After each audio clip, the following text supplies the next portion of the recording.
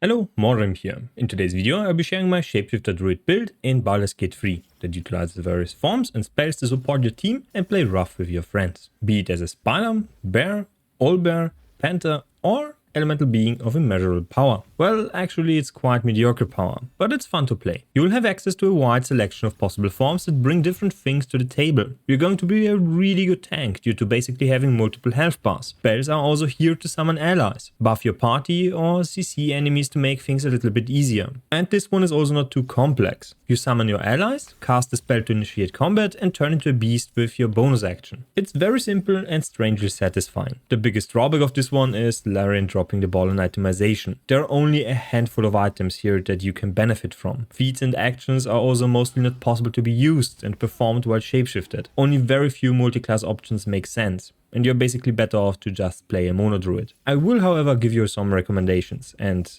showcase you what I have been using here. With the introduction of the build out of the way, let's have a look at the starting ability score as well as level progression. As for the stat lineup, we're going with 8 strength, 14 dexterity, 16 constitution, 10 intelligence, 16 wisdom and 10 charisma. Now when you shapeshift into another form, your strength, dexterity and constitution will be overwritten. However, you're not going to be constantly in your shapeshifted form, meaning if you dump your constitution and dexterity, you will have no armor, no initiative and no health, which will make you exceedingly squishy, and this is a bad thing. Now if you get the hack here in the first act, you're going to lower your constitution to 14, bump up your wisdom to 17 and your charisma to 12. With the hack here you can get 18 wisdom and 12 charisma, which will make your saving throws much better. At this point you are mostly going to be in your shapeshifted form anyway, so having that 2 constitution less will still be very good. Now for your skill proficiencies we are going with perception and survival, both of which offer passive options. This character will definitely not talk to other characters. There are much better options for this. We're going to start with the Druid, and our first level cantrips will be Shillelagh for some damage and Guidance to improve our ability checks. At level 2 we'll choose the Cycle of the Moon, which will give us access to Wildshape Bear. This ability is more of a tank. It has an AoE taunt and deals quite a bit of damage. However, the better DPS option with more mobility is the Spider. You'll have a special jump, will have lower health, but will also poison enemies with their attacks. So those two will be your go-to shapeshifts. Now before you're going to shapeshift into your form, you're going to use Long Strider outside of combat, which is a ritual spell, so this one doesn't have a concentration attribute to it and will be kept on you until long rest. It will boost your mobility in the shapeshifted form. Enhanced Leap will also triple your jump distance. This one does not require concentration and can be used as a ritual spell outside of combat to boost your mobility. Speak with Animals is also a ritual spell. Buff yourself with this one outside of combat and you can speak with animals to your heart's content. Healing Word is something that you use to pick up downed allies, or you can actually use it as an emergency heal. And Verify is your go-to spell, concentration spell at this level to debuff enemies so you have advantage on your attacks. This spell will boost your power immensely early on, especially when combined with a cleric that has access to Bless. You can cast the concentration spell before you shapeshift and maintain that concentration spell while shapeshifted. You won't be able to move something like, for example, Moonbeam, which you get a bit later, but it will be kept on the target. At level 3, again a Druid, we have 2 choices for spells, Spike Growth or Hold Person. At this point I would highly recommend Spike Growth. Spike Growth summons a massive AoE and whenever a target moves through it, they will be damaged with piercing damage. This spell gets worse and worse the further you progress in the game, however early on it is exceptionally strong. At level 4 you are going to start to come across more tougher foes. So Spike Growth or Verifier might not cut it at this point. So we are going to pick up Hold Person. A humanoid enemy can be targeted by this, and for 10 turns, while you are concentrating on this one, you are guaranteed to critically strike them. Your shapeshifting forms have a lot of dice, meaning your spider has 2d8, your bear has 2d6, and so on and so forth. Those get doubled. So this one will boost your damage immensely versus those targets. They will also be prevented from doing anything at all. So this spell is very strong versus single target enemies. Upcasting this one can be then spread to multiple enemies. For the cantrip, go with Whip. You can just pull someone to you. And for the feat, we are going with Tavern Brawler. We're going to put this point in the constitution. At this point you can also respec and lower your constitution by 1 level, boost your charisma even a little bit more, and then still have the 14 constitution in human form. This attribute increase does not add to the shapeshift. Same is true for the damage. So the damage of this one from the strength modifier does not get added to the shapeshift form. However, the attack roll bonus, meaning their plus to hit, is going to apply to your shapeshift forms, at least to those that are attacking with just their paws or their beaks, doesn't matter, unarmed attacks. So you're going to add additional hit chance to your moves. Level 3 has really bad spells, so the best thing I can recommend here is Moonbeam. In Act 2 there is a lot of enemies vulnerable to radiant damage, so having Moonbeam active on those enemies will help you immensely. Moonbeam cannot be moved while you are shapeshifted. However, you can maintain it and move it prior to shapeshifting, so you can play around that. Your level 3 spells, like I said, are really bad, so don't pick those. And at level 5 we get an extra attack with our shapeshift abilities. Level 6 will make our beast attacks count as magical. And we get the Panther as well as the Owlbear, both of which will now be your primary damage sources. The Panther has less health but deals more damage, and the Owlbear has a better hit chance and is tankier. At level 7 we get access to another batch of spells. Ice Storm can be used as a CC and a really good AoE spell. Conjure Woodland Being is a really good summon. This one can also summon another companion, so you're going to double dip this one. Firewall is another really good concentration spell for damage. And you also get Polymorph, which is a really nice CC ability. So what I recommend at this point for a ton of AoE damage, and Conjure Woodland Being for a summon. Summons stay on the battlefield until they are destroyed, so shapeshifting doesn't remove them. At level 8 we're going to pick another feat. For this, go for an ability score improvement. So we are maxing out wisdom if we have the hack here, and we got 18 wisdom if we don't. At level 9 we get access to level 5 spells. So we are going to pick Conjure Elemental, which is a really strong companion. This one can also be summoned while having Woodland Beings out. And we can also additionally pick Conjure Minor Elemental. All of those stack, so you can have quite a few companions out. And for the last spell, pick what you want. I personally don't have a preference here, so I'm just going with Polymorph. At level 10 we're going to get some really nice shapeshifts. Shapeshift Air Myrmidon, Earth Myrmidon, Fire and Water. I will showcase those shapeshifts in a little bit. For the cantrip we are going with Resistance. And for the spells you can pick whatever you want.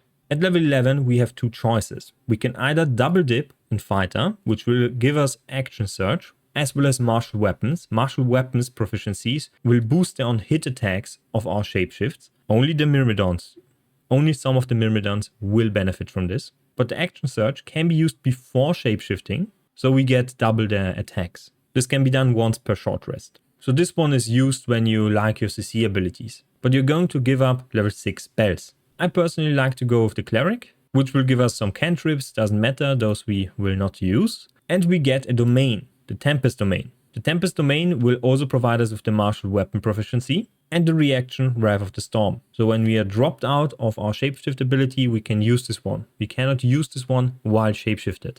However, we get access to the spell list for the Cleric. We get Guiding Bolt, which is nice, gives us advantage on attack rolls when we hit this one as a range option. We get Sanctuary, which does not require concentration. We get Bless, so we can buff our allies before the fight starts, before we shapeshift. Later on there is quite a lot of enemies with a high armor class, so having that additional percentage on attack rolls is really nice to have. Command is a really nice CC ability for one turn, so you can tell a ranged enemy to come closer. It doesn't require concentration, so you can combine it with another CC or Bless. And we get Create or Destroy Water, which can support our mages that are dealing lightning or cold damage. Doubles the damage of those. And the last level will be a Druid level. We now get access to Hero's Feast, which we can use and buff our party. Gives additional HP and advantage on saves. Next I will talk about the playstyle. Throughout the whole game you're going to first buff Longstrider on yourself and your party. This one does not require concentration and can be cast as ritual. Before fights, if you have the time to prepare, you can cast Enhanced Leap on your party, which triples the jump distance, does not require concentration. You will buff yourself with Speak to Animals, which is also a ritual spell, so you can speak to animals to your heart's content. Then at this point we are going to use the Staff of Arcane Blessing if we are going to use the Cleric with Bless. Otherwise pick whatever you want. You can go with a shield, for example, with a lot of AC, so you can buff your AC in human form. Or the Staff of Arcane Blessing, so you get Mistress Blessing. So we now buff our allies with the second level spell, like so. This will give us 1d4 to saving throws and weapon attacks, and 2d4 to spell attack rolls. So our caster, like for example Shadowheart, which is currently spec'd as a control mage, is going to hit her attacks. We can also utilize this one to hit our Guiding Bolt much easier. If we want to CC an enemy, we can use Fairy Fire or Hold Person or whatever you want. This will prevent us from using Bless. And then after doing all that, we are going to shapeshift into our bear or into the spider. The bear looks like this. It has a regular attack which you have to use. So press Ctrl to target and then you can hit someone. You also have Goading Roar, which taunts nearby enemies, and you can heal with Lunar Mend. This will consume spell slots, so keep that in mind. The spider looks like this. We have Venomous Bite, 1d8 plus 1d8 plus 3. This one possibly also deals poison to enemies, so they have disadvantage on attacks and ability checks. And we can cast Web. Web can possibly enweb enemies, which will give us advantage on attack rolls versus them. And we get the Spider Jump, which is just an enhanced jump. So those two forms are going to be your bread and butter early game. Now if you're fighting a lot of enemies, go for Spike Growth. It looks like this. You're casting this one in an area. Enemies that walk through this one get damaged. Very nice damage early on. This one is up for 100 turns and you can burn the ground. So if you have a fire attack, this one will catch fire and burn up. You can cancel concentration spells by clicking on the icon here. So it disappears. Next, what are you going to do in the mid game? In the mid game, you're going to get access to your summons. So you're going to additionally summon your minor elemental, which you can pick basically any of those. This one is good for damage, this one is good for having meat shields out, and this one is also good for meat shields. I personally prefer the minor elemental Aether. Aether will summon a dwarf looking thingy, has quite a lot of HP, deals quite a lot of damage, deals fire damage, can knock enemies prone, can daze enemies, so it's quite useful. And we are also going to summon the Woodland Being. The Woodland Being brings a lot to the table. It has an aura, Nature Step, which gives us basically free movement. No difficult terrain, cannot be restrained, paralyzed, and we have resistance to poison. They can also cast Spike Growth, which I have showcased already, can heal with Goodberry, can entangle enemies with a cantrip, and can also cast Fallen Lover, which summons another ally. This one has additional health and is basically just here to soak damage. It doesn't deal much damage. It can also entangle, and they get healed if they are entangled or are in the Spike Growth. You can use your short rest to regenerate your wild shapes. So now you're going to wild shape into, for example, the Panther, which looks like this. You have your Bite, which deals 4d6 plus 2 damage. So if you critically strike, those get doubled. You have Invisibility, Prawl, which then adds another 1d8 if you hit out of your invisibility. So we Prawl. It requires concentration, but does not use up a spell slot. We can then Pounce on, for example, Isaiah, right here. And those are now prone. We now can use Jugular Strike to deal a ton of damage with advantage. Those are 1d4 plus 1d8 damage, but if the enemy is prone, they get another 2d6 damage. So a better bite. This form has less HP, but deals a little bit more damage. The alternative to this one is the Owlbear. Looks like this, is a big fella, deals a ton of damage with the claws, 2d8 plus 1d6 plus 5. This one is strength based, so Tavern Brawler is going to add the most hit chance. So you have Tavern Brawler here, plus 5 the strength modifier. When we look at the Panther, we only have plus 2 in Tavern Brawler because the Tavern Brawler is based on strength and Panthers only have 14 strength. So the Owlbear has the highest hit chance, however not the highest damage. Rapture will deal AoE damage, which is also quite nice. And we have Crushing Flight, which is a jump, like so, which also deals a little bit of damage. Now in endgame, we are going to either buff ourselves with Hero's Feast, which adds a ton of HP and boni to all our party members. So we can cast this one, they need to be in this cycle. So I'm not going to show this one because it's basically just a buff. But we can conjure an elemental. Level 5 elementals are just elementals. So those have a basic multi-attack, a normal attack, and then some additional boni. They are not very powerful. Just the body on the field. Try them out yourself. There is not much to say about those. And the Myrmidons are basically our shapeshift forms. So I'm not going to show them here because they look basically the same as our shapeshifts, and I'm going to shapeshift instead. For this, you need to know Air Myrmidons, Tavern Brawler doesn't work. Fire Myrmidons, same. Water Myrmidons, same. But Earth Myrmidons attack without a weapon, so Tavern Brawler works on them. They do not get the damage, but they do get the attack hit bonus. So this one has the highest hit chance. The Air Myrmidon looks like this. So it has an elemental form, looks really neat, has regular attack with the electrified flail and the normal attack, but we're only going to use the electrified flail. Looks like this, can multi-attack, deals damage. We need the proficiency in this one, which we get for the cleric, and we have a teleport on any of those Myrmidons. Looks the same. And then every Myrmidon has also a specialized spell. This one is an AoE without concentration, is on the battlefield for 10 turns, deals bludgeoning damage and silences enemies, so mages beware. And we get invisibility. The other Myrmidons look basically the same. The Earth Myrmidon has burrow, so we burrow underneath the ground, use our movement in a bonus action, and then we emerge and deal damage. It is the tankiest of the bunch, with Mug the Metal, gives us additional armor class, so that's nice. Then we have the Fire Myrmidon. It's basically the same as the Lightning one, except this one has a cone AoE in front of them, the same regular attack as the Electrified Flail, just with a sword, so it's a Scorching Sword. And we have Myrmidon's Immolation. For 3 turns we get, for free, a haste buff. If this one falls off, we get stunned for 1 turn. And then we have the Water Myrmidon. I will showcase this one because this one is a little bit special. This one can heal, AoE heal, around us. If we are poisoned, this one will deal poison damage. And we have Hymal Strike, the same as the Electrified Flail, just with a spear. But they have Explosive Icicle, which is an Eldritch Blast type spell with an AoE.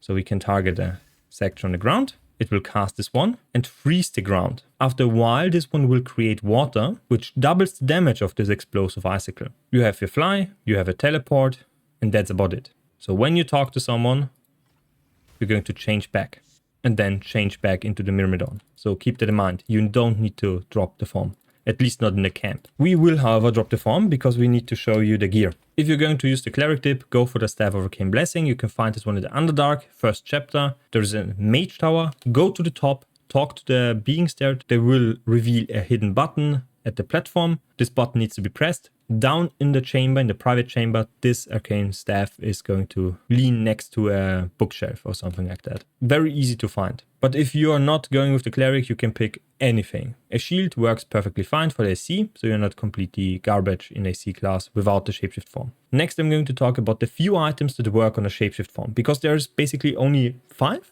or 6 items that work as a shapeshifter. Everything else doesn't work. Weapon damage, unarmed damage, advantages, saving throws, nothing works. So you have the Shapeshifter boon. If you kill a strange ox or complete his questline, you get this one. All your checks plus 1d4. That's about it. The next item is Shapeshifter's head. In the Devil's Fee, there are items. You need to perception check those. And if you find enough, you can go to the vendor here and talk to her about those items. This will unlock a special inventory. This inventory contains the Shapeshifter head. It increases your wild shape charges by 1. This is one of the only helms that are going to be beneficial to this build. So you now have 3. Myrmidons use 2, but every other shapeshift is only using 1. So you can use an Owlbear and a regular Myrmidon shapeshift. Next, we're going to talk about the Armour of Moonbasking. Gives you +2 to armor class, advantage on saving throws, temporary hit points when you wild shape, and 1 less damage taken in wild shapes. All of those effects work while shapeshifted. It can be acquired in the Undercity Ruins,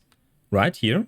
So that's in the sewers. At this vendor, Voiceless Penitent Badeki, located right here. Talk to him, steal it, whatever. He has this armor. Next, a ring. So I don't have the ring currently on me because you need to complete Moll's questline in Act 1. He will ask you to steal the idol from the Druids. If you do this, you get a Ring of Protection that increases your armor class by 1 and your saving throws by 1. This one works in shapeshifting form. The next item is going to be Corvid's Token. Again, an Act 3 item. Your jump distance and fly speed increases by 1.5 meters, and by polymorphed or in wild shape, you get Featherfall. And you get polymorphed Dire Raven for free, which can be used to scout or just explore. You can find this one right here at Metis. Here's a vendor. Just trade it with him or steal it. Doesn't matter. Those are basically all items that work. What perplexes me, there are boots in this game that give you acrobatics and +1 to armor class, but they do not work on your shapeshift, but the Ring of Protection does work. So there are massive inconsistencies. Maybe they fixed some of that in the second patch. Maybe they fixed some in the third patch. Maybe they do not fix anything. But currently the itemization is garbage. There's basically nothing you can wear in Act 1 and Act 2 and just basically optimize the character like a regular caster, and your shapeshifts are on top, a bonus of that. So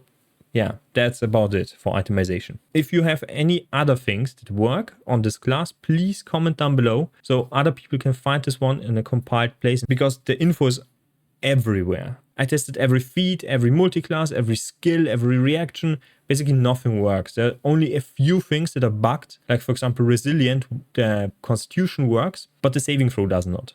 The proficiency does not. Tavern Brawler, on some it works, on some it doesn't. The damage portion doesn't work at all, but the hit, it does. So it's miraculous. No idea why. Anyway, this sums up the build guide. If you like this one, please leave a like. This one took a lot of time to research and edit and record. The recording is long. Comment, like I said, if you found something, if you want to add a remark, please do. And also subscribe if you haven't already. Helps out a lot. You can also join the channel membership or leave a donation if you have the spare coin. So, see you next time and bye.